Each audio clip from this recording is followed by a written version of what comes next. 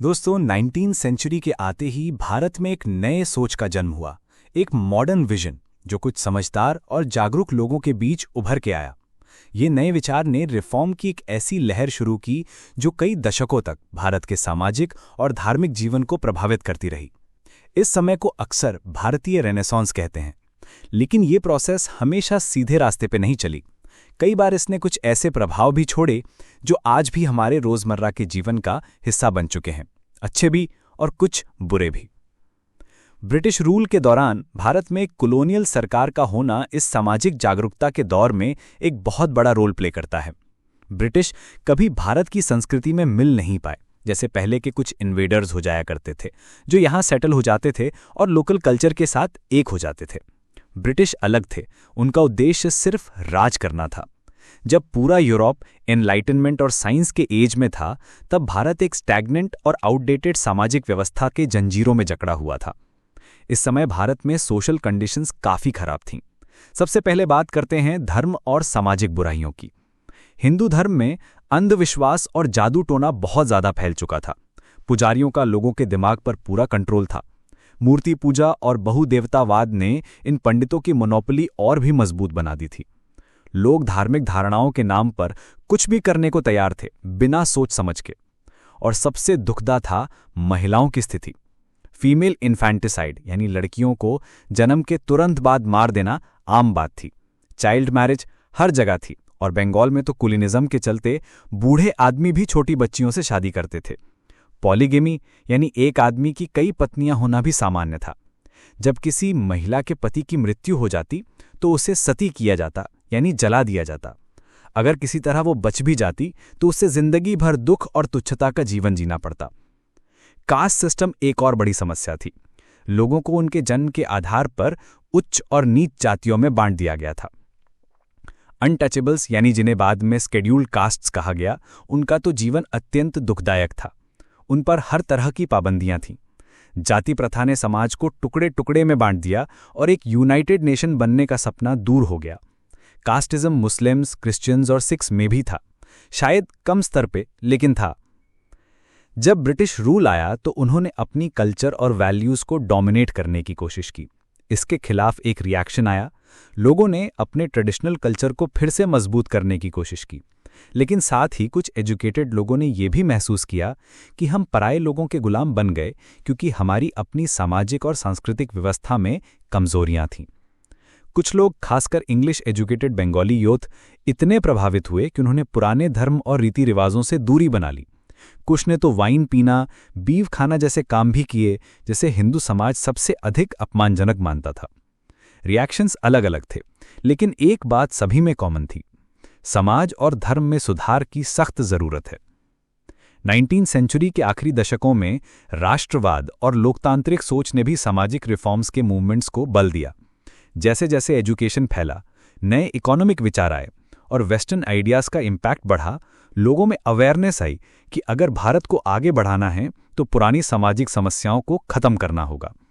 तो दोस्तों, British presence ने चाहे हमारे देश को दर्द दिया हो, लेकिन उसी के दौरान एक नए सामाजिक और सांस्कृतिक जागरण का जन्म भी हुआ, जो पूरे भारत में एक नए युग की शुरुआत थी। दोस्तों, 19वीं सेंचुरी के सामाजिक और धार्मिक सुधार आंदोलनों के पीछे एक खास सोशल और आइडियोलॉजिकल बेस था, और ये बेस बना एक नए उभरते हुए मिडिल क्लास का, जो या तो ट्रेडिशनल एजुकेशन से आया था या फिर वेस्टर्न एजुकेशन से। लेकिन एक इंटरेस्टिंग बात यह थी कि आइडियाज़ और एस्पिरेशंस मिडिल क्लास टाइप के थे, लेकिन सामाजिक रूप से इनका बेस ज़्यादातर नॉन मिडिल क्लास लोगों में था। इस नए इंटेलेक्चुअल क्लास ने यूरोप के उन मूवमेंट से प्रेरणा ली जिन्होंने वहाँ के समाज को मिडीवल से मॉडर्न बनाया था, जैसे रेनेसांस, रेफॉर्मेशन, एनलाइटनमेंट और डेमोक्रेटिक रेवोल्यूशंस। लेकिन भारत में ये इंटेलिजेंसिया ट्रेड और इंडस्ट्री से नहीं आई थी, क्योंकि वो तो ब्रिटिश के कंट्रोल में थी।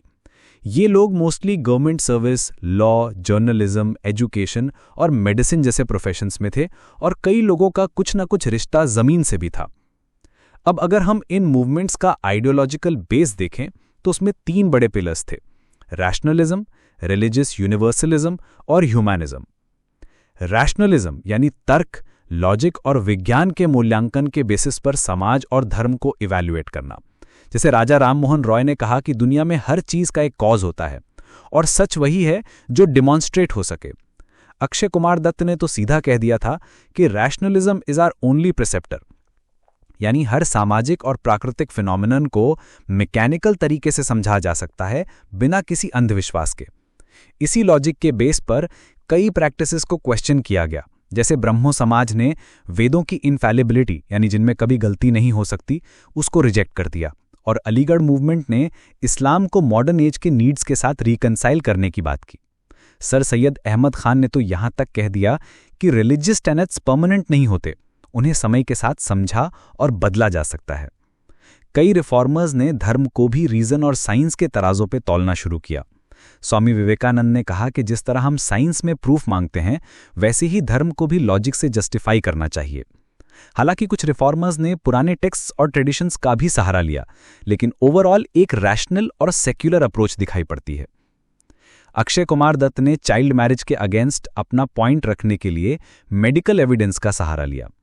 पुराने इतिहास का यूज किया गया, लेकिन सिर्फ एक मदद के रूप में, ना कि पूरे ट्रेडिशन को वापस लाने के लिए और ना ही उससे पूरी तरह से तोड़ने के लिए। इन रिफॉर्मर्स की रिलीजियस सोच भी यूनिवर्सलिस्ट थी। राजा राममोहन रॉय ने सब धर्मों को एक यूनिवर्सल थीइज्म का रूप माना। उन्होंने वेदों के मोनोथीइज्म और क्रिश्चियनिटी के यूनिटेरियनिज्म को सपोर्ट किया, लेकिन हिंदुइज्म के पॉलीथीइज्म और क्रिश्चियनिटी के ट्रिनिटेरियनिज्म को क्रिटिसाइज किया। सर सैयद अहमद खान ने कहा कि सभी प्रॉफिट्स का एक ही दिन था, बस हर कंट्री में उनका रूप अलग था। ये यूनिवर्सलिज्म इंपॉर्टेंट था क्योंकि रिलीजन उस समय पॉलिटिक्स और सोसाइटी दोनों को डीपली इन्फ्लुएंस करता था। रिफॉर्मर्स चाहते थे कि लोग अपनी रिलीजियस आइडेंटिटी के परे सोचें, ह्यूमैनिटी के लेवल पे सोचें। ये मूवमेंट्स एक न्यू ह्यूमैनिटेरियन मोरालिटी को लेके आए, जिसमें यह विचार था कि इंसान प्रोग्रेस कर सकता है और मॉरल्स वही होने चाहिए जो ह्यूमन वेलफेयर को बढ़ावा दें। रिलीजन को रिफॉर्म करते वक्त इंडिविजुअल की फ्रीडम को हाईलाइट किया गया कि हर व्यक्ति अपने धर्म को समझने का अधिकार रखता है, बिना किसी पंडित या मौलवी के कंट्रोल के। और सबसे खास बात यह थी कि ये मूवमेंट सिर्फ धार्मिक सुधार तक सीमित नहीं थे। इनका ध्यान दुनियावी जिंदगी पर था, सैल्वेशन और आगे की जिंदगी के बजाय आज की जिंदगी को बेहतर बनाने पर फोकस था। क्योंकि उस समय रिलीजन ही समाज का डोमिनेंट आइडियोलॉजी था, इसलिए किसी भी सोशल चेंज के लिए रिलीजन को समझना और उसके साथ इंगेज करना जरूरी था। ये मूवमेंट्स पूरे कल्चरल वे ऑफ लाइफ को टच करते हैं, जैसे कि ट्रेडिशनल नॉलेज का पुनर्जन्म, वर्नैकुलर यानी देसी भाषाओं का use, alternative education systems, Indian art और लिटरेचर का रिवाइवल, अपने कपड़े और खाने का महत्व, आयुर्वेदिक सिस्टम्स का पुनर्विचार और कॉलोनियल से पहले की टेक्नोलॉजी का पोटेंशियल एक्सप्लोर करना। रिफॉर्म मूवमेंट्स को हम दो कैटेगरीज में बांट सकते हैं। एक थे रिफॉर्मिस्ट मूवमेंट्स जैसे ब्रह्मो समाज, प्रार्थना समाज और अलीगढ़ मूवमेंट, जो मेनली रैशनैलिटी और मॉडर्न वैल्यूज पर बेस्ड थे, और दूसरी तरफ थे रिवाइवलिस्ट मूवमेंट्स जैसे आर्य समाज और देवबंद मूवमेंट, जो पुराने धर्म की शुद्धता को वापस लाना चाहते थे। दोनों मूवमेंट्स में फर्क सिर्फ ये था कि किसी ने रीजन और कॉन्शियंस को ज्यादा इंपॉर्टेंस दी और किसी ने ट्रेडिशन और फेथ को, लेकिन दोनों का एम था सामाजिक सुधार और धार्मिक व्यवस्था का पुनर्निर्माण। दोस्तों, 19वीं सेंचुरी के सोशल रिफॉर्म मूवमेंट्स का डायरेक्शन एक नए ह्यूमनिस्टिक थॉट से प्रभावित था। एक ऐसी सोच जो सोशल इक्वालिटी और हर व्यक्ति के समान महत्व को मानती थी। ये आइडियल्स नए पढ़े लिखे मिडिल क्लास के लोगों से आए, जिन्होंने मॉडर्न एजुकेशन के थ्रू ये जाना कि हर इंसान का जीवन, चाहे जाति या जेंडर कुछ भी हो, एक समान महत्वपूर्ण है। इस समय सामाजिक सुधार और धार्मिक सुधार एक दूसरे से जुड़ा हुआ था, क्योंकि सोसाइटी की कई बड़ी बुराइयां जैसे अनटचेबिलिटी और महिलाओं के साथ भेदभाव अपना जस्टिफिकेशन रिलीजन के नाम पर पाती थीं। लेकिन जैसे जैसे समय बदला, सोशल रिफॉर्म का फोकस ग्रेजुअली धर्म से हटकर सेक्युलर और लॉजिक बेस्ड अप्रोच की तरफ शिफ्ट होने लगा। शुरू के समय में ये मूवमेंट्स मोस्टली अपर कास्ट और मिडिल क्लास तक ही सीमित थे। इन्हीं लोगों ने मॉडर्न विचारों और अपने ट्रेडिशनल बिलीव्स के बीच एक बैलेंस बनाने की कोशिश की। लेकिन बाद में जैसे जैसे अवेयरनेस बढ़ती गई, ये रिफॉर्म्स ग्रेजुअली लोअर कास्ट्स और डिप्राइव्ड सेक्शंस तक भी पहुंचना लगे। एक तरह से सोसाइटी के ग्रास रूट लेवल तक बदलाव की लहर पहुंच गई। इनिशियल फेज में कई इंपॉर्टेंट ऑर्गेनाइजेशंस और व्यक्ति सोशल रिफॉर्म की स्ट्रॉन्ग पिलर्स बनके उभरे, जैसे social conference, servants of India society और क्रिश्चियन मिशनरीज। इन्होंने कई मूवमेंट्स चलाए। साथ ही कई प्रोग्रेसिव थिंकर्स जैसे ज्योतिबा फूले, गोपाल हरि देशमुख जिनको लोकहितवादी कहा जाता है, केटी तेलंग, बीएम मलाबारी, डीके कार्वे, श्री नारायण गुरु, ईवी रामास्वामी नाइकर यानी पेरियार और डॉक्टर बीआर अंबेडकर जैसे लोगों ने अपने अपने तरीके से समाज में सुधार लाने के लिए जीवन समर्पित कर दिया। 20वीं सेंचुरी के आते आते तो ये मूवमेंट और भी पावरफुल हो गया, क्योंकि नेशनल मूवमेंट ने भी सोशल रिफॉर्म को एक स्ट्रांग लीडरशिप और ऑर्गेनाइजेशनल स्ट्रक्चर प्रोवाइड किया। मास तक अपने विचार पहुंचाने के लिए रिफॉर्मर्स ने इंडियन लैंग्वेजेस का इस्तेमाल किया। सिर्फ लेक्चर या बुक्स तक सीमित नहीं रहे, नॉवेल्स, प्लेज, कविताएं, कहानियां, न्यूज़पेपर्स और बाद में सिनेमा जैसे मीडिया का भी यूज किया गया ताकि कॉमन लोगों तक मैसेज आसानी से पहुंच सके। अगर ब्रॉडली देखें तो सामाजिक सुधार मूवमेंट्स का 2 पॉइंट एजेंडा था। नंबर 1, महिलाओं की स्थिति में सुधार और नंबर 2, अनटचेबिलिटी जैसी प्रैक्टिसेस को खत्म करना। अब बात करते हैं महिलाओं के अपलिफ्टमेंट की। उस समय महिलाओं की स्थिति सोसाइटी में काफी दुखदायक थी। उन्हें एक इंडिपेंडेंट व्यक्ति नहीं समझा जाता था, बल्कि पुरुषों का एडजंट यानी उनका अनुयायी ही माना जाता था। उनके पास अपनी आइडेंटिटी नहीं थी, अपने टैलेंट को दिखाने का कोई मौका नहीं मिलता था। पर्दा system, early marriage, widow remarriage पे रिस्ट्रिक्शन और सबसे घातक सती प्रथा जैसी प्रैक्टिसेस ने उनकी जिंदगी को बहुत लिमिट कर दिया था। चाहे हिंदू हो या मुस्लिम, दोनों कम्युनिटीज की महिलाएं अपने घर के पुरुषों पर डिपेंडेंट थी, चाहे वो सोशल डिपेंडेंसी हो या इकोनॉमिक। हिंदू विमेन के पास प्रॉपर्टी इनहेरिट करने का अधिकार नहीं था, और अगर शादी में प्रॉब्लम हो तो उसे खत्म करने का भी उनके पास कोई लीगल राइट नहीं था। मुस्लिम विमेन को प्रॉपर्टी का अधिकार मिलता था, लेकिन आधा ही, और तलाक के मामले में इक्वालिटी नहीं थी। पॉलीगैमी यानी एक पुरुष का कई पत्नियों से विवाह दोनों धर्मों में फैला हुआ था। महिलाओं को सिर्फ एक आइडियल वाइफ या मदर के रूप में ही सोसाइटी एक्सेप्ट करती थी, लेकिन रिफॉर्मर्स को यह समझ आ गया था कि अगर सोसाइटी को फंडामेंटली सुधारना है तो डोमेस्टिक लाइफ में बदलाव लाना होगा, और ये तभी पॉसिबल होगा जब महिलाओं को अपलिफ्ट किया जाए। रिफॉर्मर्स ये स्ट्रांगली मानते थे कि एक देश तब तक तरक्की नहीं कर सकता जब तक उसके आधी आबादी यानी विमेन इग्नोरेंस में डूबी हों। इसलिए विमेन एम्पावरमेंट को समाज सुधार का एक सेंट्रल एजेंडा बना दिया गया। रिफॉर्मर्स ने इंडिविजुअलिज्म और इक्वालिटी के मॉडर्न कॉन्सेप्ट्स का सहारा लिया। उन्होंने ये आर्ग्यू किया कि ट्रू रिलीजन कभी भी विमेन को इन्फीरियर नहीं कहता। उन्होंने स्ट्रांगली अपोज किया polygamy, purdah, child marriage, widow remarriage पे रिस्ट्रिक्शंस और काफ़ी एफर्ट्स किए विमेन एजुकेशन को प्रमोट करने में। उन्होंने गवर्नमेंट से भी अपील की कि महिलाओं के हित में लॉज बनाए जाएं और जनरल सोसाइटी को समझाया कि ये मीडिवल और फ्यूडल प्रैक्टिसेस अब पूरी तरह से बेकार हो चुकी हैं और उन्हें तुरंत छोड़ना जरूरी है। ब्रिटिश एरा के दौरान और उसके बाद भी कई समाज सुधारकों ने महिलाओं की स्थिति सुधारने के लिए गहरी मेहनत की। इन्हीं के एफर्ट्स की वजह से गवर्नमेंट ने कुछ इंपॉर्टेंट एडमिनिस्ट्रेटिव स्टेप्स लिए जिनसे महिलाओं की जिंदगी में बड़े बदलाव आए। सबसे पहले बात करते हैं सती प्रथा की, जिसे राजा राममोहन रॉय जैसे समाज सुधारकों ने खुलेआम चैलेंज किया। इनकी अवेयरनेस कैंपेन्स और प्रेशर के बाद गवर्नर जनरल विलियम बेंटिंक ने 1829 में एक रेगुलेशन पास करके सती को इल्लीगल और कल्पेबल होमिसाइड डिक्लेयर कर दिया। मतलब जो भी सती करवाएगा उस पर क्रिमिनल केस चलेगा। ये रूल पहले बंगाल प्रेसिडेंसी में लागू हुआ, फिर 1830 में मद्रास और बॉम्बे में भी इंप्लीमेंट किया गया। आगे बढ़ते हैं एक और घिनौने प्रथा की तरफ, यानी फीमेल इन्फेंटिसाइड, यानी लड़कियों को जन्म के तुरंत बाद मार देना। ये खासकर कुछ ऊंचे वर्ग के बंगाली और राजपूत कम्युनिटीज में कॉमन था, जहां लड़कियों को बोझ समझा जाता था। इस प्रथा के खिलाफ भी कदम उठाए गए। बंगाल रेगुलेशंस 1795 और 1804 के तहत फीमेल इन्फेंटिसाइड को मर्डर डिक्लेयर किया गया। 1870 में एक और एक्ट पास हुआ जिसमें पेरेंट्स के लिए बर्थ रजिस्ट्रेशन मैंडेटरी बनाया गया और कुछ रीजन्स में अथॉरिटीज फीमेल बच्चों के एग्जिस्टेंस को वेरीफाई करती थीं ताकि छुपके से उनका मर्डर ना हो जाए।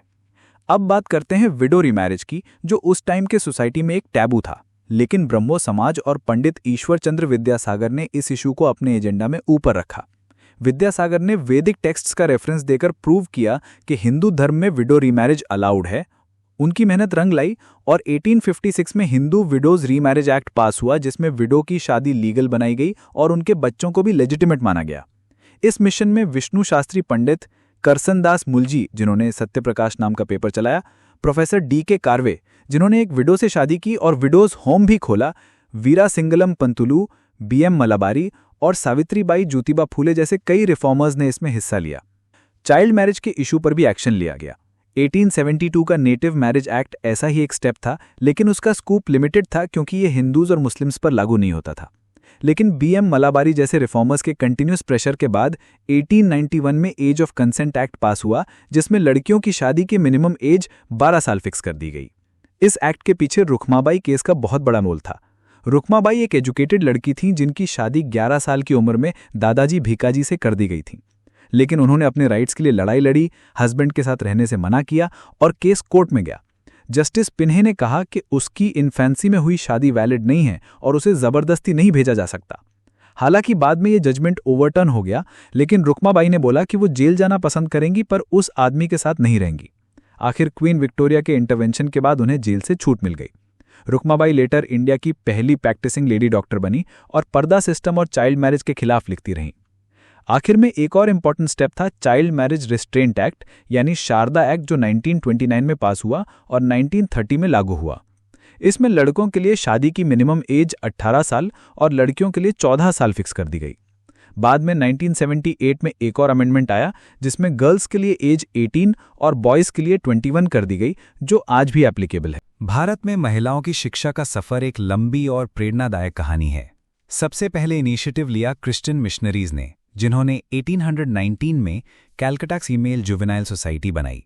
उसके बाद 1849 में जेईडी बेथ्यून ने बेथ्यून स्कूल की स्थापना की। ये पहला मेजर स्टेप था विमेंस एजुकेशन के मूवमेंट का, जो 1840s-50s में बहुत स्ट्रांग हो गया था।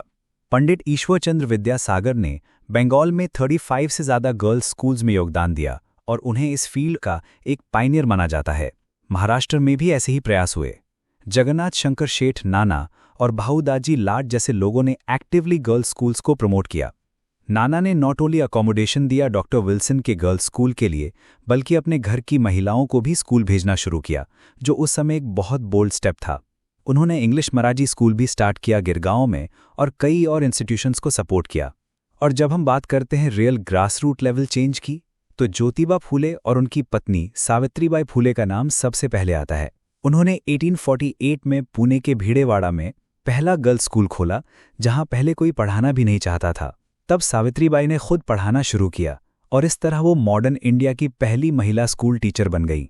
फूले कपल ने कई स्कूल्स ओपन किए, नाइट स्कूल्स भी बनाए उन लोगों के लिए जो दिन में काम करते थे। ये सब उन्होंने बिना किसी सरकारी मदद के किया। एक इंडिजिनस और नॉन ब्राह्मण इनिशिएटिव जो समाज के ऑर्थोडॉक्स लोगों के विरोध के बावजूद चलाया गया। इसके बाद 1863 में पारसियों ने भी अपनी तरफ से अलेक्जेंड्रिया सोसाइटी के थ्रू पारसी गर्ल्स की एजुकेशन शुरू की। और इंटरेस्टिंगली, बॉम्बे यूनिवर्सिटी की पहली फीमेल ग्रेजुएट भी एक पारसी वुमन ही थी, कॉर्नेलिया सोराबजी, जिन्होंने 1887 में ग्रेजुएशन की और बाद में विमेंस राइट्स के लिए काम किया। ब्रिटिश सरकार ने भी धीरे धीरे सपोर्ट देना शुरू किया। 1854 के वुड्स डिस्पैच में फीमेल एजुकेशन पर जोर दिया गया और लॉर्ड डलहौजी ने इसे फ्रैंक एंड कॉर्डिल सपोर्ट देने की बात की।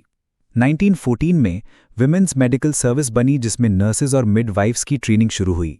1916 में प्रोफेसर डी.के. कार्वे ने इंडियन विमेंस यूनिवर्सिटी की स्थापना की। ये एक और इम्पॉर्टेंट कदम था। इसी साल लेडी हार्डिंग मेडिकल कॉलेज भी दिल्ली में ओपन हुआ। 1880s में डफरिन हॉस्पिटल्स ओपन हुए, जो स्पेसिफिकली विमेन के हेल्थ केयर के लिए थे। फिर आया एक ऐसा दौर जहां विमेन एक्टिवली फ्रीडम मूवमेंट में शामिल होने लगीं।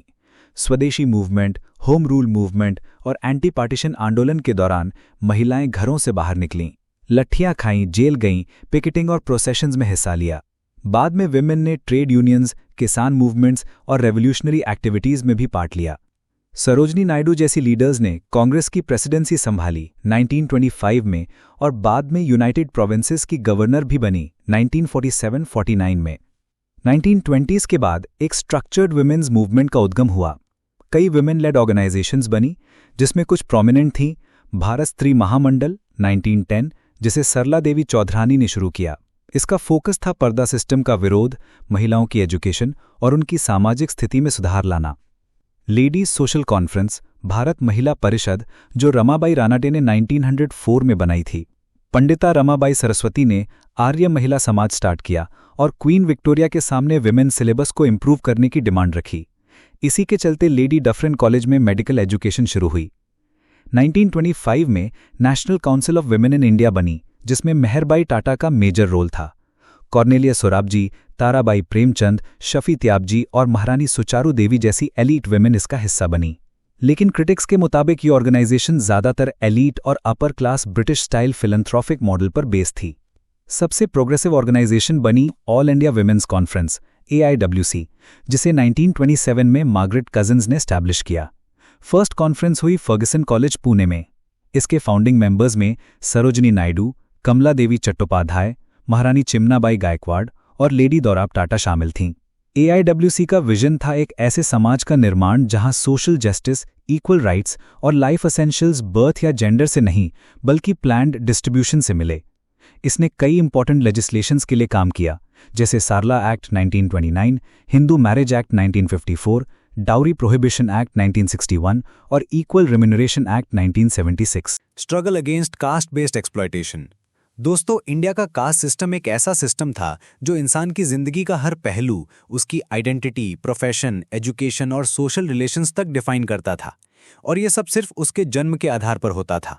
लेटर वैदिक पीरियड में जो चतुर्वर्णा सिस्टम था, ब्राह्मण, क्षत्रिय, वैश्य और शूद्र, वो धीरे धीरे और भी ज्यादा फ्रैगमेंटेड हो गया और अनेक सब कास्ट बन गई। जैसे जैसे देश में ज्योग्राफिकल एक्सपेंशन, नए नए क्राफ्ट्स और वोकेशंस आए, वैसे वैसे ये कास्ट सिस्टम और कॉम्प्लेक्स होता गया। सबसे ज्यादा बुरी हालत उन लोगों की थी जिन्हें अनटचेबल्स या आज के समय में शेड्यूल्ड कास्ट्स या दलित्स कहते हैं। इन लोगों पर बहुत ही अपमानजनक और अमानवीय रिस्ट्रिक्शंस थोपी गई थीं। उन्हें मंदिर में प्रवेश, शुद्ध पानी, अच्छी नौकरी या एजुकेशन का अधिकार नहीं दिया जाता था। उनका रहना, खाना, पीना, कपड़े पहनना सब कास्ट के हिसाब से फिक्स था। लेकिन टाइम के साथ कई ऐसे फैक्टर्स आए जिन्होंने कास्ट बेस्ड डिस्क्रिमिनेशन को कम करने में हेल्प की। सबसे पहला फैक्टर था ब्रिटिश रूल। चाहे ब्रिटिश का इंटेंशन कुछ भी हो, उनके कई एडमिनिस्ट्रेटिव डिसीजंस कास्ट को अंडरमाइन करने लगे। जैसे लैंड का प्राइवेट ओनरशिप सिस्टम आया, कास्ट और प्रोफेशन के बीच का लिंक कमजोर पड़ गया। अर्बनाइजेशन, नए ट्रांसपोर्ट सिस्टम्स और इंडस्ट्रियलाइजेशन ने नए इकोनॉमिक एवेन्यूज ओपन किए जहां कास्ट का इन्फ्लुएंस कम था। जुडिशरी और लॉ सिस्टम सबके लिए इक्वल बना दिया गया, जिससे लीगल कास्ट डिस्क्रिमिनेशन पे ब्लो लगा। एजुकेशन भी सेकुलर बन गया, जो सबके लिए एक्सेसिबल होने लगा। साथ ही सोशल रिफॉर्म मूवमेंट्स ने भी कास्टिज्म के अगेंस्ट स्ट्रॉन्ग स्टैंड लिया। ब्रह्मो समाज, Arya Samaj, Ramakrishna mission, theosophical society और प्रार्थना समाज जैसे मूवमेंट्स ने अनटचेबिलिटी को क्रिटिसाइज किया और एजुकेशन स्प्रेड करने की कोशिश की।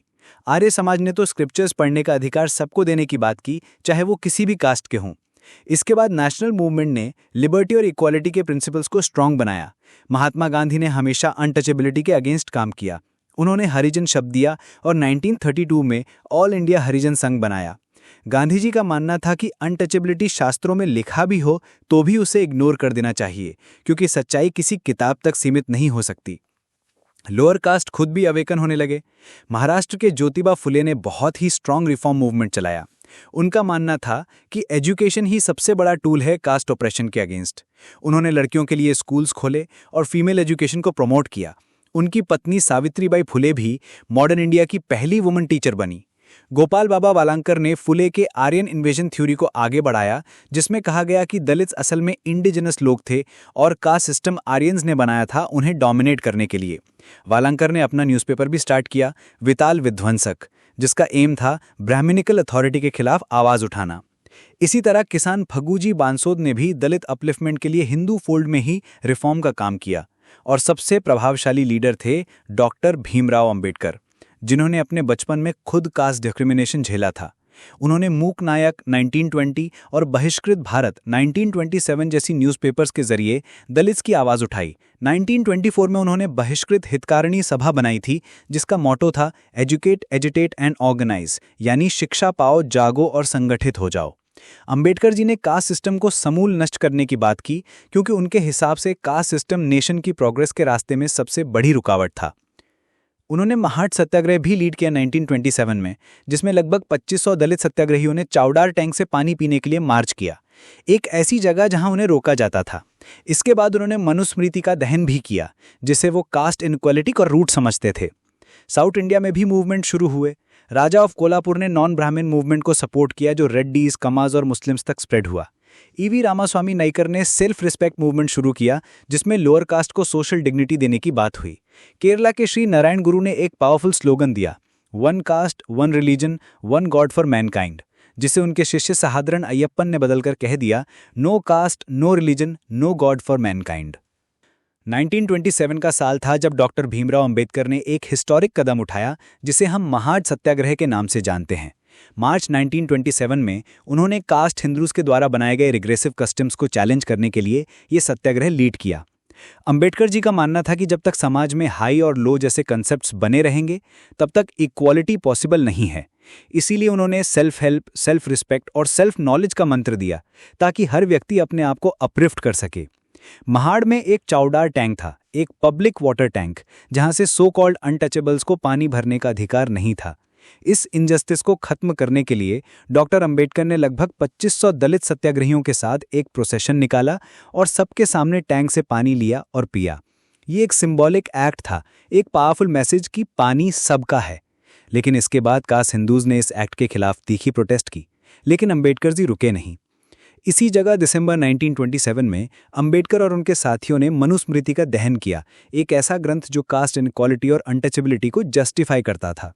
ये उनका प्रतीकात्मक प्रोटेस्ट था, एक तरह से समाज से इनइक्वालिटी को आग में जला देने का जेस्चर। इससे पहले 1924 में डॉक्टर अंबेडकर ने एक ऑर्गेनाइजेशन बनाई थी जिसका नाम था बहिष्कृत हितकारिणी सभा। इसका उद्देश्य था दलित समुदाय के दुख दर्द और उनकी प्रॉब्लम्स को सरकार के सामने लाना। इस सभा का पावरफुल मोटो था THE यानी एजुकेट, एजिटेट एंड ऑर्गेनाइज, यानी शिक्षा पाओ, जागो और संगठित हो जाओ।